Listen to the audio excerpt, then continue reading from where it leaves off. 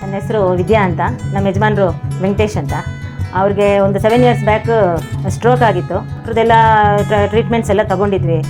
ಹಾಸ್ಪಿಟ್ಲಿಗೆಲ್ಲ admit ಆಗಿ 1 ವಾರ ಆದಮೇಲೆ ಎಲ್ಲ ಡಿಸ್ಚಾರ್ಜ್ ಆಗಿ, ಆವಾಗ ಕೈಯಿನೂ ಆಮೇಲೆ ಮಾತು ಸೈನಿಂಗ್ ಮಾಡೋಕ್ಕೆ ಕೂಡ ಆಗ್ತಿರ್ಲಿಲ್ಲ. ಆಂಧ್ರಾಗೆ ಹೋಗಿದ್ವಿ, ಆಮೇಲೆ ಅಲ್ಲೆಲ್ಲ ಟ್ರೀಟ್ಮೆಂಟ್ಸ್ ಎಲ್ಲ ತೊಗೊಂಡಿದ್ವಿ. ಆಮೇಲೆ ಕೇರಳಾಗೆ ಹೋಗಿದ್ವಿ, ಅಲ್ಲೆಲ್ಲ ಟ್ರೀಟ್ಮೆಂಟ್ಸ್ ಎಲ್ಲ ತೊಗೊಂಡಿದ್ವಿ.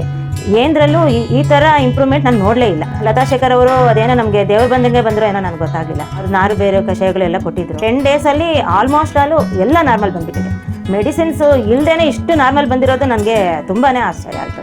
BP, ಶುಗರು, ಥೈರಾಯ್ಡು, ಆಮೇಲೆ ಸ್ಟ್ರೋಕ್ದು, ಮಾತು ಎಲ್ಲ ತುಂಬಾ ನಾರ್ಮಲ್ ಆಗಿದೆ. ಎಲ್ಲ ನಾರ್ಮಲ್ಗಿನ ಕಮ್ಮಿ ಆಗಿದೆ. ಎಲ್ಲ ಶುಗರು ಎಲ್ಲ ಕಮ್ಮಿ ಆಗಿದೆ. ನಾನು ಖಂಡಿತವಾಗ್ಲೂ ಅವ್ರಿಗೆ ಯಾವ ಥರ ನಾನು ಧನ್ಯವಾದಗಳು ಹೇಳಬೇಕು ಅಂತ ನನಗೆ ಸಾಧ್ಯ ಆಗ್ತಾ ಇಲ್ಲ.